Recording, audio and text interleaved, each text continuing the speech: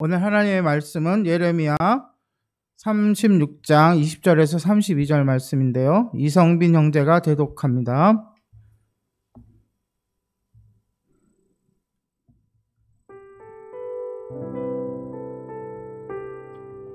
그들이 두루마리를 서기관 엘리사마의 방에 두고 뜰에 들어가 왕께 나아가서 이 모든 말을 왕의 귀에 아뢰니 왕이 여우디를 보내어 두루마리를 가져오게 하매 여우디가 서기관 엘리사마의 방에서 가져다가 왕과 왕의 곁에 선 모든 고관의 귀에 낭독하니 그때는 9째 달이라.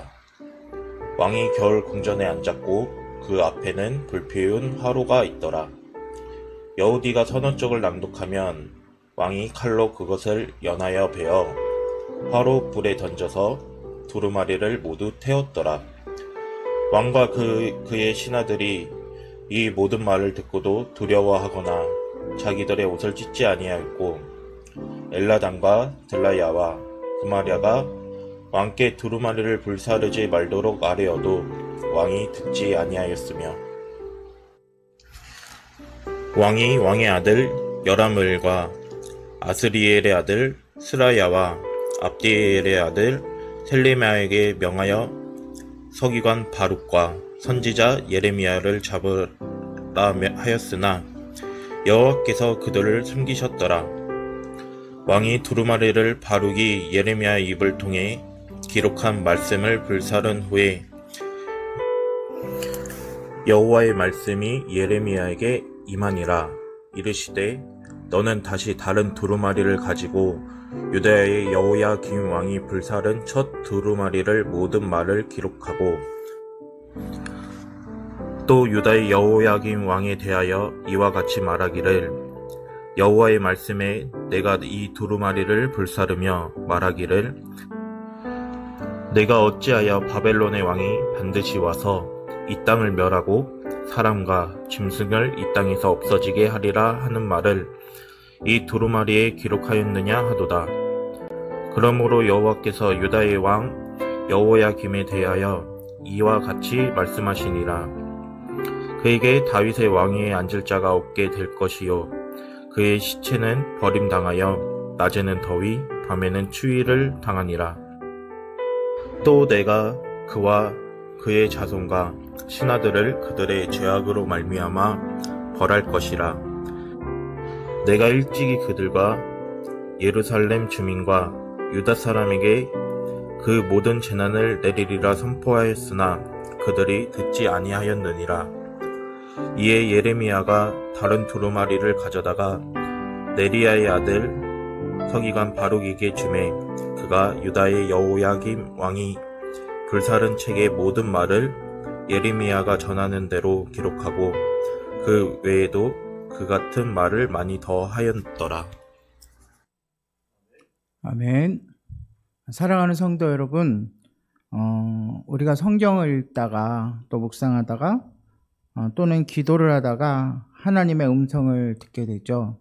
하나님의 뜻을 깨닫게 되는데 그 말씀이 우리의 기대와는 정반대의 말씀이면 어떻게 여러분들은 하십니까? 먼저 우리가 믿어야 할 거는 하나님께서는 그의 자녀들에게 가장 적당한 때에 제일 좋은 것으로 채워주시고 인도해 주신다는 것입니다. 믿습니까? 그런데 그 적당한 때와 좋은 것이 나의 생각과는 다를 수가 있어요. 그렇죠? 네. 우리는 한계가 있고 또한 자기 자신을 너무나 사랑해서 시야가 좁고 자기 중심적일 수밖에 없습니다. 그런데 우리를 창조하시고 지으시고 이 세상을 주관하시는 만군의 하나님은 우리의 모든 미래를 아시고 우리의 형편을 정확하게 진단하시는 분이시죠. 그런데 그분의 그 처방이, 그분의 말씀이 내 생각에, 내 뜻에 맞지 않을 때가 종종 있음을 고백합니다. 이때 정말 우리가 잘해야 됩니다. 바른 태도를 취해야 하는데요. 어떤 태도가 바른 태도일까요? 바로 나의 생각과 계획은 잠시 접고 하나님 앞에 나아가서 겸손한 마음으로 하나님 뜻과 그 인도에 전적으로 나를 맡기는 것이 바른 태도입니다. 오늘 본문에 그러한 바른 태도와는 반대로 하나님의 말씀을 멸시하고 가볍게 여기고 오히려 그 말씀의 전달자를 잡아 죽이려고 하고 심지어 과거에는 잡아 죽였던 그리고 핍박하는 여호야김 왕의 결과를 보고서 우리가 우리의 삶의 태도를 어떻게 해야 할지 살펴보도록 하겠습니다. 오늘 이 본문은 어저께 함께 나누었던 그 사건의 연속성 속에 있습니다. 우리가 하나님의 말씀을 온전히 받아들이지 못하는 이유는 우리 마음의 완고함 때문입니다. 성경에 나오는 완고함의 대명사는 바로 출애굽 당시에 바로 왕이죠. 그런데 이 바로 왕은 그 완고함이 하나님께로부터 온 거예요. 하나님께서 이미 이스라엘 백성을 구원하기 위해서 그 바로 왕에게 완고함을 심어줬어요. 그러나 대부분의 이 완고함은 바로 우리의 교만 때문입니다. 나의 힘으로 할 수 있다는 마음 때문에 그래요. 내가 옳다는 마음 때문에 그래요. 심지어 하나님보다 내가 더 옳다고 생각하는 마음 때문에 나의 마음이 굳어져서 완고함이 생기는 것입니다. 오늘 바룩을 통해서 기록한 것을 고관들에게 낭독을 했고 그 낭독한 말씀을 들은 고관들이 다시 왕에게 가서 그 사실을 전합니다. 그러니까 왕이 서기관의 방에 보관해 놨던 그 두루마리를 가져와서 직접 그 앞에서 읽게 합니다. 근데 하나님의 말씀이잖아요. 비록 자기의 생각과 뜻과는 다른, 기대와는 다른 말씀이지만 하나님의 말씀인데 그 말씀을 낭독할 때에 이 왕의 태도는 너무나도 불손하고 너무나도 상상할 수 없는 그러한 행동을 합니다. 왕과 그의 곁에 있던 그의 신하들은 하나님의 작정하신 심판의 내용을 들었어요. 경고의 말씀을 들은 거죠. 그런데도 두려워하지도 않고 회개하지도 않았습니다. 오히려 어떻게 했습니까? 심판의 경고를 불쾌하게 여긴 여호야김 왕은 두루마리를 칼로 연이어서 베어서 전부 다 두루마리를 불태워 버렸어요. 하나님께서 경고의 말씀을 주시는 이유가 무엇입니까?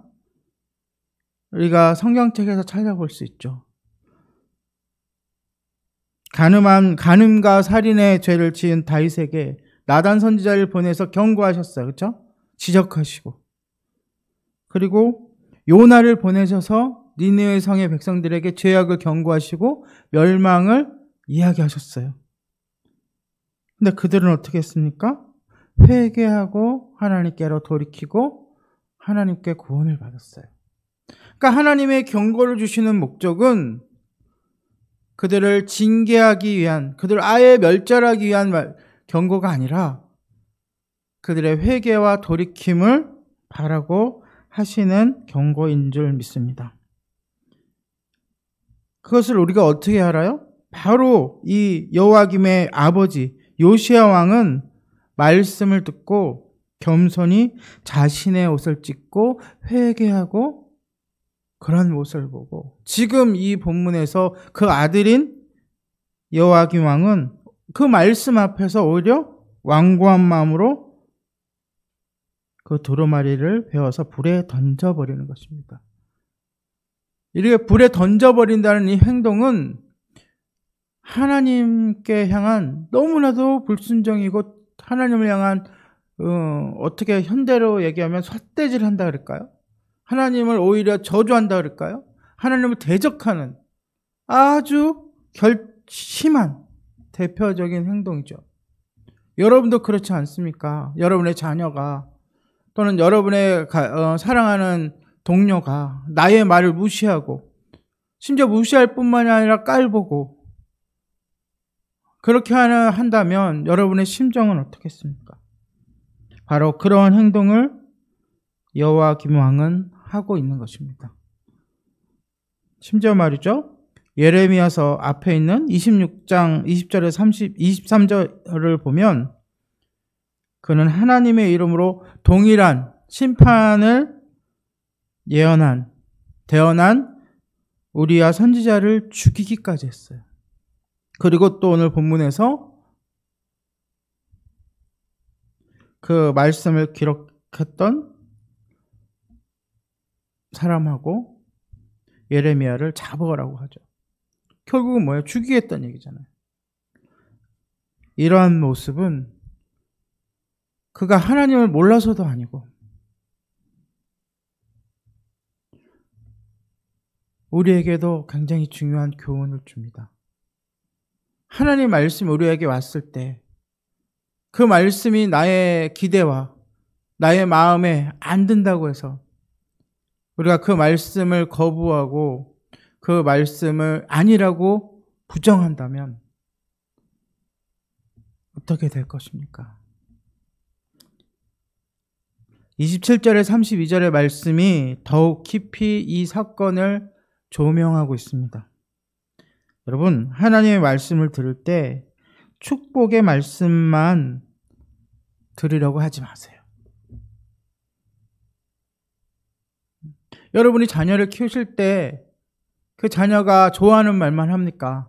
그 자녀를 위해서라도 경고하는 말도 하고 타이르기도 하고 야단도 치지 않습니까? 때로는 우리에게 심판과 저주의 말씀을 주실 때가 있어요. 우리의 마음에 들지 않는다고 이것을 거부하는 것은 바른 신앙의 태도가 아닙니다. 여호야김 왕은 바벨론이 반드시 유다를 정복할 것이라는 예언에 분노했어요. 그래서 불태운 것이죠. 그러나 그는 한 가지만 알고 그 뒤에를 모르는 거예요. 그 말씀, 그 심판의 그 말씀 너머에 있는 하나님의 깊은 뜻, 하나님의 계획과 경륜을 깨닫지 못하고 있는 거예요. 왜 그럴까요? 그것은 평소에 그의 신앙에서 비롯되는 거예요. 그가 하나님의 말씀과 하나님을 향한 사랑이 가득 찬 사람이라면 주님의 말씀이 비록 자기 마음에 들지 않는다고 해도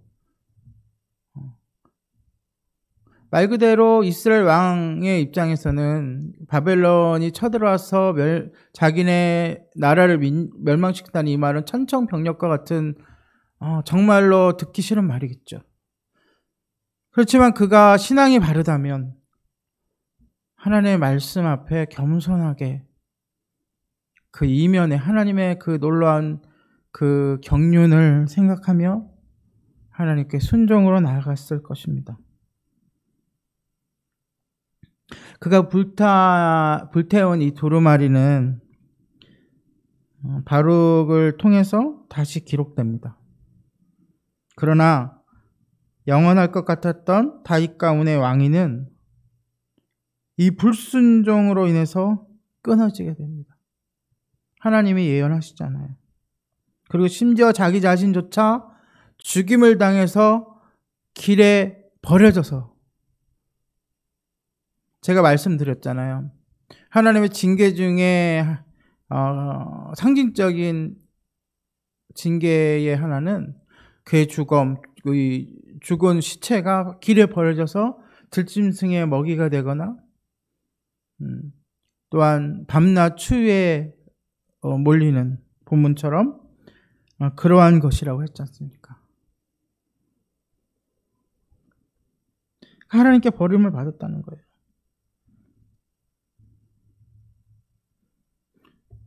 하나님의 말씀과 이 말씀을 거부했던 이 요아김 왕의 이 최후는 너무나도 비교가 됩니다. 그 왕위는 끊어져요. 비록 예수 그리스도로 인해서 다시 진정한 왕위가 쓰지만 육체적인 그 왕위는 끊어져 버려요. 그러나 하나님의 말씀은 영원합니다.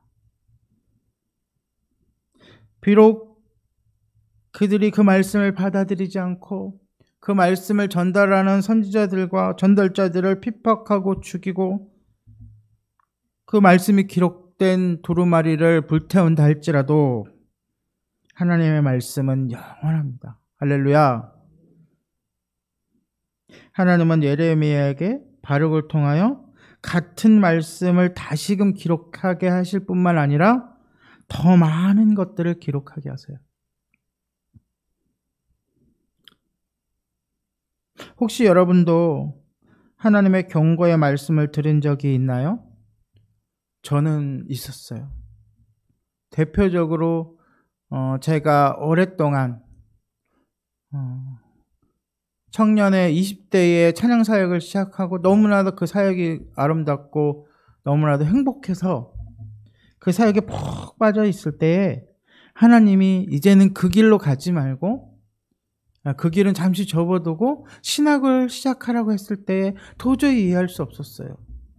건방지게도 꼭 목사가 돼야만 하나님의 일을 합니까? 지금처럼 하나님을 찬양하고 또한 하나님의 찬양을 보급하는 이 사역도 귀한데 하면서 6개월을 끌면서 하나님의 그 인도하심을 거부했어요. 지금 와서 생각하면 본문을 빗대어 보면 참 어리석었던 그런 때가 아니었을까. 여러분에게도 이러한 일들이 있지 않을까요? 내가 기대했던 것이 아니라 하나님께서 다른 것을 내가 좀 손해봐야 되는 것 또는 나에게 있어서 이해할 수 없는 일들을 말씀하실 때 여러분들 어떻게 하시겠습니까? 하나님의 이러한 말씀은 이러한 또는 경고는 저의 잘못을 또한 저의 길을 잘못은 회개하고 길을 바르게 갈 수 있게 하는 기회였어요. 여러분들에게도 동일하게 그러한 은혜를 주실 줄 믿습니다. 그러함으로 이러한 말씀을 주실 때 여러분의 마음에 안 드는 말씀 주실 때 이해하지 못하는 말씀 주실 때 오히려 감사함으로 하나님께 감사하고 그 말씀에 순종하는 여러분 되시길 바랍니다. 여러분 여호야김 왕처럼 거부하거나 대적하지 마시고 자신을 돌아보고 회개하고 순종하는 모두가 되시기를 축복합니다. 기도하겠습니다.